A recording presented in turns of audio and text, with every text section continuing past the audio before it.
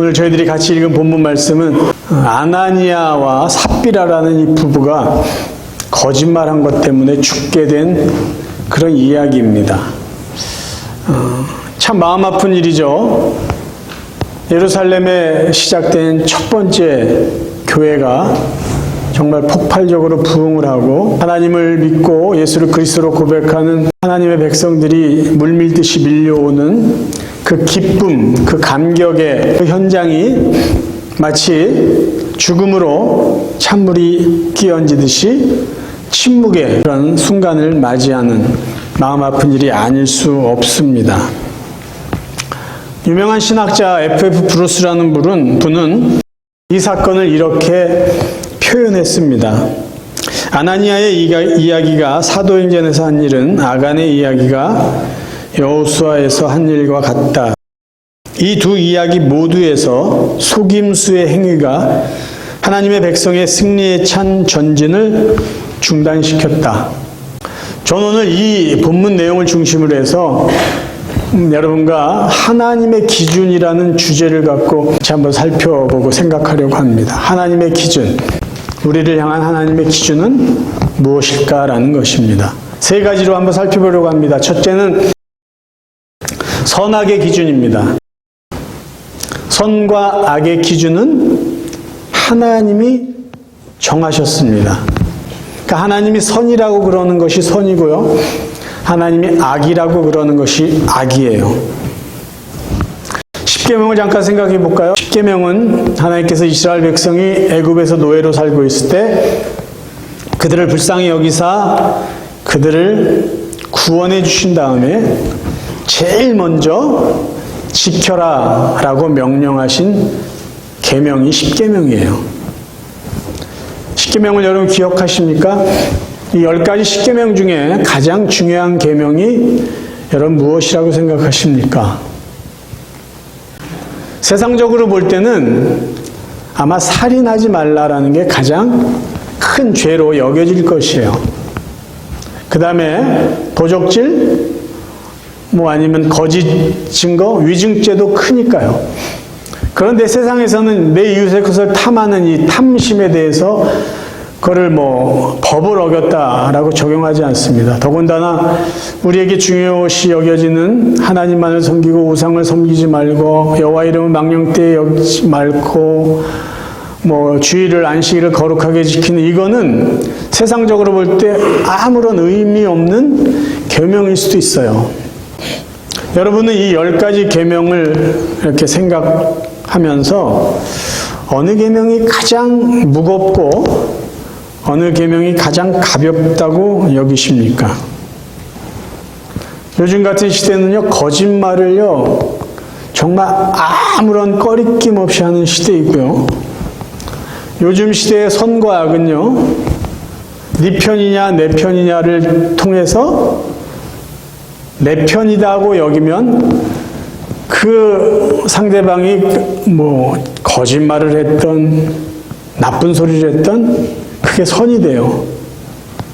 그리고 네 편이야 내 편이야 따져봤더니 남의 편이다라고 느끼면 그 남의 편이라고 여겨지는 사람이 아무리 진실을 이야기해도 그것을 진실로 받질 않습니다. 그냥 싫은 거예요. 그러니까 선과 악이 내 감정으로 결정되고 저 사람이 내가 좋아하는 사람이야 아닌가로 결정짓는 시대예요. 하지만 하나님이 보실 때는요, 제1계명이나 제7계명이나 제10계명이나 다 똑같다는 거예요. 우리가 읽은 이 본문을 보면은 아니 그까지 거짓말 좀 했다고 사람을 죽여? 이렇게 얘기할 수 있어요. 아니 거짓말 할 수도 있지 그거 갖고 그래. 남편이 할 수도 있고 아내가 할 수도 있지. 아니 쟤들은 거짓말 안 했나? 우리 이렇게 얘기할 수 있어요. 근데 하나님의 기준으로 본다면요, 거짓말한 것이 살인한 것과 같고요, 거짓말한 것이 하나님을 섬기지 않는 신앙생활을 잘못한 죄가 될 수 있는 것이요. 하나님의 기준은요, 첫 번째, 세 번째, 네 번째 모든 계명이 다 중요하다라는 것입니다. 여러분 생각해 보세요. 거짓말 한 것 가지고 저렇게 한다면 세상에 살아있을 사람 하나도 없겠네. 그렇게 얘기할 수 있어요. 이렇게 질문할 수 있어요. 오늘날 교회는 왜 이런 일이 없을까요? 하나님이 초대교회 때만 시범 케이스를 보여주고 이제는 다 죽을까봐 그냥 놔두신 거야. 그럼 아니면 반대로 오늘날 교회 성도들은 너무 정직해서 하나님이 이런 일로 평가를 하실 때 아무도 죽을 사람이 없다. 우리가 그렇게 자만해서 얘기할 수 있어요. 왜 우리에게 오늘날 이 시대의 교회에서는 사도행전 5장의 일이 일어나지 않을까요? 모두 정직한 것도 아니고요. 하나님의 기준이 바뀐 것도 아니에요. 오늘날 여전히 하나님이 보실 때는 거짓말은 죄입니다. 살인죄와 동일해요. 하나님을 제대로 섬기지 않은 것과 동일합니다. 그게 하나님의 기준이에요. 그럼에도 불구하고 왜 오늘날 우리 이 시대의 교회에서는 이런 심판이 없을까요? 하나님이 한 번 더 참아주시고 한 번 더 기회를 주시는 거죠. 무슨 기회를요? 무엇을 참아주신 건가요? 우리가 잘못한 것을 회개하고 다시 하나님 말씀대로 살기를 하나님이 기다려주시는 거예요.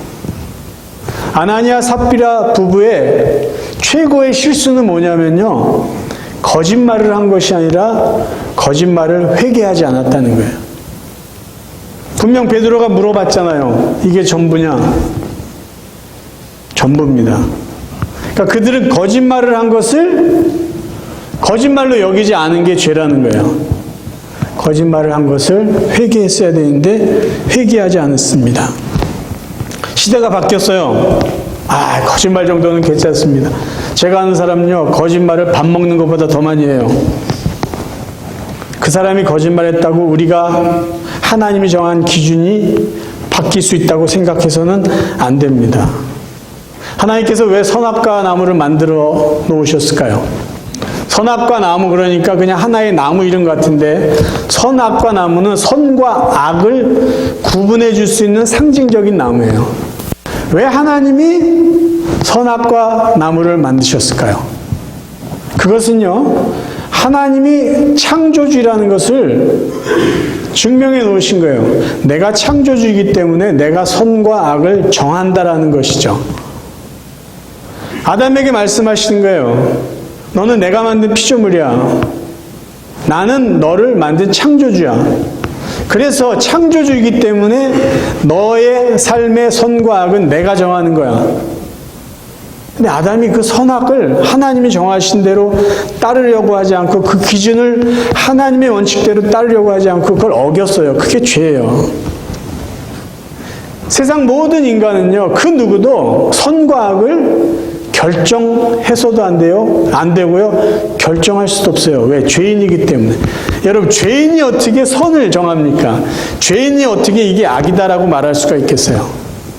그럼에도 불구하고 세상의 사람들은요, 시대를 막론하고 권력 좀 잡았으면요, 그 권력 갖고 선악을 자기 뜻대로 바꾸려고 해요. 선거철 되면 또 그래요. 여론을 몰아가지고 여론몰이를 통해서 선악을 바꾸려고 해요. 돈이 좀 있는 사람은 돈을 가지고 사람들에게 악을 선인 것처럼 혼란시키고 있습니다. 인간이 선악을 바꾸기 시작하면요, 선과 악의 기준을 바꾸기 시작하면요, 이 세상의 창조 질서는 무너질 수밖에 없어요. 무너질 수밖에 없어요. 그래서 성도들은 물론이거니와 세상에 사는 모든 사람들은요, 창조주 하나님이 정해놓으신 선과 악의 기준에 맞춰서 살아야 되는 사람들이에요. 두 번째는요, 순종의 기준이에요. 자, 아나니아 삽비라 부부는요, 땅을 팔아서 그 땅을 판 값을, 그 액수를 교회에다 헌금했습니다. 그런데 본문 내용을 가만히 보면은요, 땅을 판 값의 전부를 안 드린 거예요. 이 이야기를 이렇게 조금 깊이 생각하고 해석하면 이렇게 해석할 수 있어요. 아마도 아나니아와 삽비라 이 부부는 사도들에게 얼마만의 액수를 약속하고 헌금하기로 미리 이야기했던 것 같아요. 그러니까 약속한 액수가 있었던 것 같습니다. 근데 땅을 팔고 약속한 액수보다 얼마의 돈을 빼내고 그 돈을 사도들에게 드린 거예요. 그래서 베드로가 이렇게 말하잖아요. 너 왜 거짓말을 했냐라는 거예요. 그러니까 땅을 팔아서 바친 것, 그게 거짓말한 게 아니라 약속한 만큼의 헌금을 하지 않은 거죠. 뭔가 돈을 빼낸 그 액수를 헌금했기 때문에 베드로가 너희들이 왜 거짓말을 했냐라고 말한 것으로 이해할 수가 있습니다. 자, 여러분, 순종에는요, 변형된 순종 또는 변질된 순종이 있습니다. 제가 표현하는 거예요. 그러니까 무엇이 변형된 순종이고 변질된 순종일까요? 하나님이 정해놓은 순종의 기준을 바꿔서 순종하는 것을 변질된 순종 또는 변형된 순종이라고 저는 말합니다. 그러면 사람이 하나님의 순종의 기준이 이만큼 있다고, 이만큼. 그게 한 10이라고 합시다. 그래프상으로. 근데 그 10을 내가 한 9 정도로 살짝 낮췄어요. 아주 살짝 낮춰서 순종했습니다. 그러면 그 순종은 어떤 순종일까요? 덜 순종한 걸까요? 불순종한 것일까요? 불순종이에요. 불순종. 조금만 순종한 게 아니라 순종을 안 한 게 된 거예요. 이게 바로 변형된 순종입니다. 성경에 그런 샘플이 있어요. 하나님이 정해놓으신 순종의 기준을 분명히 말씀하셨는데 그 순종을 하나님이 정한 기준대로 하기가 불편하니까 부담스러우니까 그 기준을 살짝 바꿨어요. 그래서 자기는 순종했다고 이야기하는데 하나님은 너는 순종한 게 아니야. 너는 조금만 순종한 게 아니라 너는 불순종한 거라고 말씀하십니다. 그 예가 누구에게서 나타나냐면요. 사울 왕에게서 나타나요. 사무엘상 15장 18절부터 제가 읽어드리겠습니다. 여호와께서 왕을 길로 보내시며 이르시기를 가서 죄인 아말렉 사람을 진멸하되 다 없어지기까지 치라 하셨거늘 어찌하여 왕이 여호와의 목소리를 청종하지 아니하고 탈취하기에만 급하여 여호와께서 악하게 여기시는 일을 하였나이까? 사울이 사무엘에게 이르되 나는 실로 여호와의 목소리를 청종하여 여호와께서 보내시길로 가서 아말렉 왕 아각을 끌어왔고 아말렉 사람들을 진멸하였으나 다만 백성이 그 마땅히 멸할 것 중에서 가장 좋은 것으로 길갈에서 당신의 하나님 여호와께 제사하려고 양과 소를 끌어왔나이다 하는지라. 사무엘이 이르되 여호와께서 번제와 다른 제사를 그의 목소리를 청종하는 것을 좋아하심같이 좋아하시겠나이까? 순종이 제사보다 낫고 듣는 것이 수디양의 기름보다 나으니 이는 거역하는 것은 점치는 죄와 같고 완고한 것은 사신 우상에게 절하는 죄와 같음이라. 왕이 여호와의 말씀을 버렸으므로 여호와께서도 왕을 버려 왕이 되지 못하게 하셨나이다. 사울 왕은요, 하나님의 순종의 기준대로 순종하지 않았어요. 하나님이 명령하신 순종의 기준은 아말렉 족속과의 싸움에서 숨을 쉬는 모든 생명은 다 죽이라고 그랬어요. 사람이든 짐승이든. 근데 사울 왕은 사람은 죽여요. 아말렉 왕은 살려두고 그 다음에 아주 기름지고 살찐 좋은 소나 양을 살려두고 뭐라고 이야기하냐면 이거는 하나님 앞에 제사 드릴 때 쓰자 라고 합니다. 그러니까 하나님의 순종의 기준에 조금 못 미치게 순종했어요. 그래서 저는 하나님의 말씀대로 순종했다라고 말을 합니다. 근데 사무엘 선지자는 그렇게 말하지 않았어요. 하나님의 말씀을 버렸다라고 합니다. 그리고 지금 당신이 순종한 것은 하나님의 말씀을 거역한 것이고 그것은 점치는 죄와 또 우상에게 절하는 죄와 같다고 말씀하셨어요. 그러니까 사울 왕은 덜 순종하거나 조금만 순종한 게 아니라 아예 불순종한 거예요. 아예 불순종한 거예요. 저희들도 하나님 말씀대로 순종하며 살려고 노력합니다. 그런데 하나님이 우리에게 요구하신 그 순종만큼 순종하려고 하지 않아요. 저도 순종하려 하겠습니다. 그리고 내 편한 대로 순종의 기준을 낮춰요. 순종의 기준을 바꿔요. 세상의 분위기에 맞춰요. 세상의 논리에 맞춰요. 그러다 보니까 순종의 기준이 하나님이 원하시는 그 기준보다 항상 낮습니다. 항상 낮아요. 순종의 기준이 낮아지면요, 우리에게는 변명이 많아지고요, 핑계가 늘어나게 되어 있어요. 시대가 바뀌었다니까요, 지금. 하나님이 지금 말씀하신 계명은 수천 년 전에요. 지금 이 시대가 어느 시대인데요. 말이 많아져요. 그리고 다른 사람들도 다 그 정도 합니다. 다 그 정도. 아니, 세상에 이 정도만 해도 대단한 거 아니에요? 세상에 못된 인간들이 얼마나 많은데요. 저는 이 정도면 괜찮죠. 변명거리가 많아져요. 순종의 기준을 낮춰서 하는 순종은요, 덜 순종한 게 아니라 불순종한 거예요. 조금만 순종한 게 아니라 아예 순종하지 않은 거예요. 구원받은 성도들이 살아가야 될 삶의 기준은 뭘까요? 따라야 될 선의 기준, 따르지 말아야 될 악의 기준은 뭘까요? 하나님 말씀이에요. 구원받은 성도들이 순종해야 될 순종의 기준은 어디에 있을까요?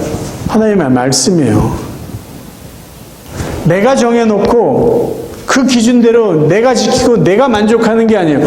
하나님은 저기다 놔두시고 하나님의 말씀은 저쪽 편에다 두고 내 만족을 위해서 순종하고 내 만족을 위해서 살아가는 것, 그건 순종의 삶이 될 수가 없습니다. 세 번째 우리가 생각해 봐야 될 하나님의 기준은요, 성숙의 기준이에요. 아나니와 삽비라 부부는 분명히요, 예루살렘 이 초대교회에서 열심히 봉사했던 부부였을 거예요. 다른 사람들보다 더 열심히 충성했을 것이에요. 더 자주 교회에 나왔을 거예요. 정말 교회를 열심히 섬겼던 사람일 것이에요. 그렇지 않고서요, 자기 밭을 팔아서 교회에다 헌금한다는 것은요, 정말 힘든 일이에요. 아무나 할 수 있는 일을 이 사람이 한 게 아니에요. 그리고 그들에게는 나도 교회에서 인정받고 존경받고 싶은 그런 거룩한 욕심도 있었을 거예요.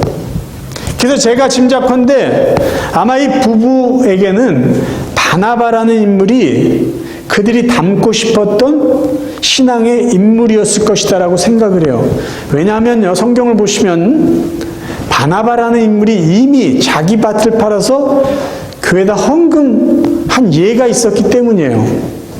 자, 사도행전 4장 36절입니다. 구브로에서 난 레위족 사람이 있으니 이름은 요셉이라 사도들이 일컬어 바나바라, 번역하면 위로의 아들이라 하니 그가 밭이 있음에 팔아 그 값을 가지고 사도들의 발 앞에 두니라. 그러니까 먼저 이런 예가 있었기 때문에 이 부부들이 따라한 거죠. 근데 아무나 따라하지 않잖아요. 아, 저 바나바라는 저분 참 멋있다. 참 존경스럽다. 우리도 저렇게 좀 교회를 섬겨봅시다. 그랬으니까 이 일을 했을 거 아니에요. 나중에 사도행전 11장 가면 바나바라는 사람이 그 교회에서 예루살렘 교회뿐만 아니라 안디옥 교회에서도 인정받았다라는 것을, 존경받는 인물이었다라는 것을 알 수 있어요. 바나바는 착한 사람이요 성령과 믿음이 충만한 사람이라 이에 큰 무리가 주께 더하여지더라. 사실 사도 바울이 교회에서 본격적으로 예수 그리스도의 복음을 전하기 전에는요, 바나바가 훨씬 그 시대에 그 성도들에게 존경받고 교회에서 인지도가 높았던 사람이에요. 그러니까 이 아나니아 삽비라도 바나바라는 저분을 본받고 싶었을 것이에요. 그래서 이 부부도 바나바를 닮아서 따라서 밭을 팔아 적지 않은 액수일 텐데 그것을 교회에다 기증할 수 있었던 것이죠.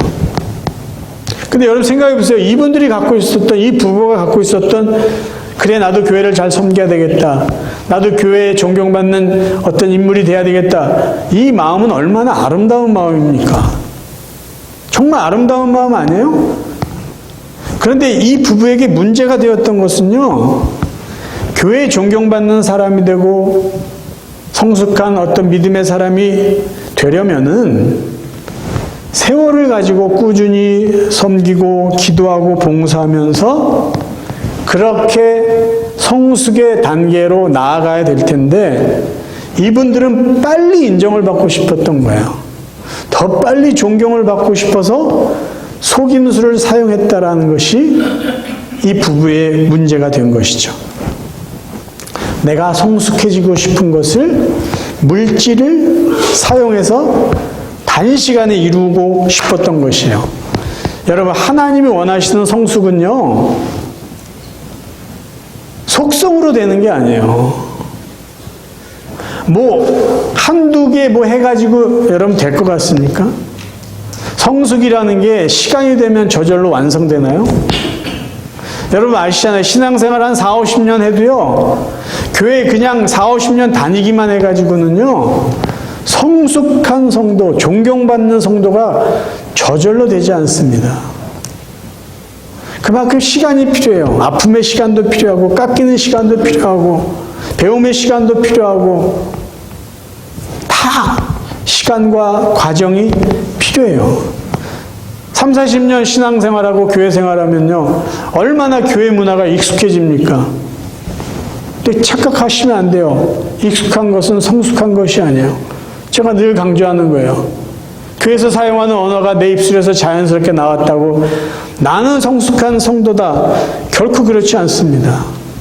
하나님이 원하시는 그 수준만큼 우리가 가기 전까지는요, 우리는 결코 성숙한 성도가 될 수 없어요. 베드로 사도는요, 성숙의 단계를 이야기해 주고 있습니다. 성숙의 단계예요. 여러분 제가 읽어드릴 테니까 잘 들어보세요. 베드로서 1장 5절. 그러므로 너희가 더욱 힘써 너희 믿음의 덕을, 덕의 지식을, 지식의 절제를, 절제의 인내를, 인내의 경건을, 경건의 형제의회를, 형제의회에 사랑을 더하라. 전 이걸 분명히 믿어요. 뭐로 믿냐? 성숙의 단계라는 거죠. 믿음만 갖고 안 돼요. 믿음의 덕이 쌓여야 돼요. 덕만 갖고 안 돼요. 지식이 있어야 돼요. 계속 쌓여가야 돼요. 지식의 절제, 절제, 인내, 경건, 거기에 형제의회, 사랑. 이게 우리의 성숙해 나가는 단계예요.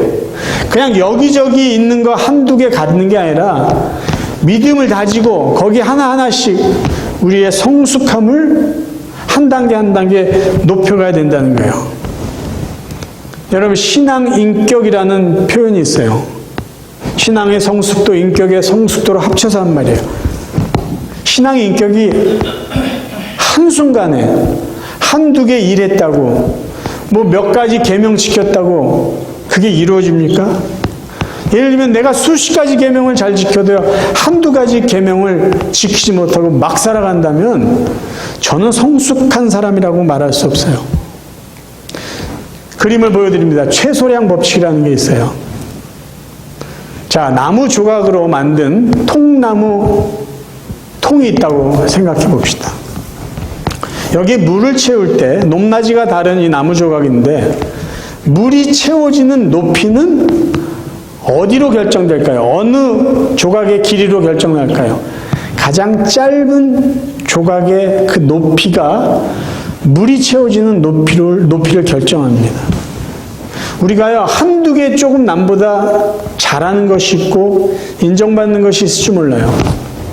그런데 한두 부분에서 정말로 미성숙하게 그렇게 행동하고 말을 한다면 우리의 인격은요, 미성숙한 그 수준이에요. 내가 한두 가지 잘해서 내가 한두 가지 부족한 거를 메꿔보자, 그걸 떼어보자, 그렇게 되는 게 아니라는 거예요. 그러니까 교회에서는 괜찮아 보여요. 근데 직장에서는 안 괜찮은 사람이라 그러면 그 사람의 성숙도는 교회에서 결정나는 게 아니라 직장에서 결정나는 거예요. 하나님과의 관계, 사랑과의 관계, 가정에서 부부와의 관계, 자녀와의 관계, 교회에서의 나의 모습, 직장에서의 나의 모습, 그 모든 것들을 통틀어서 우리가 성숙할 때 정말 저희가 제대로 성숙할 수 있다는 거예요. 근데 중요한 것은요, 이런 성숙도는 빨리 결정나는 게 아니라는 거죠. 그래서 우리가 추구해야 될 성숙은요, 빠른 성숙이 아니라 바른 성숙입니다. 시간이 오래 걸려도 천천히 가는 거죠.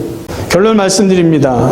하나님의 교회는요, 하나님이 지키세요. 하나님이 지키셨고 하나님이 지켜오시고 앞으로도 하나님이 지키실 거예요. 여러분 생각해 보세요. 만약에 사도행전 5장의 이 사건을 하나님이 보시고, 그래 처음이니까 그까지 뭐 부정직한 거, 거짓 내가 한번 눈 감아줄게, 그렇게 묵인하고 넘어가셨다면요, 이 세상에 최초로 시작된 하나님의 교회는 어떤 기준으로 운영되어 갔을까요? 말빨 센 사람들이 정한 기준으로 운영됐을 거예요. 아니면 사도들이 말하는 게 법이었을 거예요. 주도권 잡은 사람들, 그 사람들이 세운 어떤 행정 원칙이 교회의 법이 되었을 것이에요. 그러다 그 사람들이 죽고 나면 뭐 돈 좀 있는 사람들이 와가지고 행세했을지도 몰라요. 근데 하나님은 그렇게 하나님의 교회를 내버려 두시지 않았어요. 하나님의 교회는 하나님의 기준으로 하나님이 지켜가셨어요. 그러니까 하나님의 교회가 하나님의 교회 되려면 하나님의 기준대로 살아가야지 그 교회가 하나님의 교회가 돼요. 여러분 세상에 수많은 이단들, 사이비들 보세요. 하나님이 정하신 기준대로 그들이 따라가고 살아갑니까? 교주들이 만들어 놓은 엉터리 가지고 그들이 다 속아서 그렇게 살아가고 있잖아요. 하나님의 말씀만이 하나님의 교회를 교회되게 하고요, 하나님의 말씀만이 하나님의 백성을 하나님의 백성 되게 하는 거예요. 그 어떤 것도 성도나 교회의 기준이 될 수 없습니다. 되어서도 안 됩니다. 사랑하는 성도 여러분, 우리들이 동일하게 고백하는 게 있어요. 우리는 다 부족하다는 거예요. 하나님 그걸 모르시겠어요? 하나님 우리가 부족한 걸 아시는데도 하나님의 기준을 바꾸시지 않아요. 왜요? 우리가 살아가야 될 유일한 길이 그거이기 때문이에요. 부족한 거 안다. 그러나 이 기준대로 살아야 된다는 거죠. 선과 악의 기준은 나에게 있다. 너희들이 순종해야 될 기준은 내가 정한다. 너희들이 성숙해야 될 그 단계는 그저 너희들이 하고 싶은 대로 하는 게 아니라, 남보기 좋게 하는 게 아니라 하나님이 원하시고 하나님이 기뻐하신 그 수준이다 라고 말씀하시는 거예요. 적당히 해서 흉내만 내고 적당히 해가지고 스스로 만족하는 그런 삶이 아니라 하나님이 정하신 기준대로 우리가 살아야 됩니다. 그럴 때 우리 교회는 하나님이 기뻐하신 교회가 되고요, 저와 여러분 우리들은 하나님이 칭찬하시는 진정한 성도들이 될 수 있을 것이에요. 하나님이 정하신 기준대로 이 남은 삶을 살아감으로 교회를 교회되게 하고 성도가 성도다워지고 세상에서 정말 우리도 다른 사람들에게 모델이 될 수 있는 그런 복된 성도로 살아가시기를 주의 이름으로 축원합니다.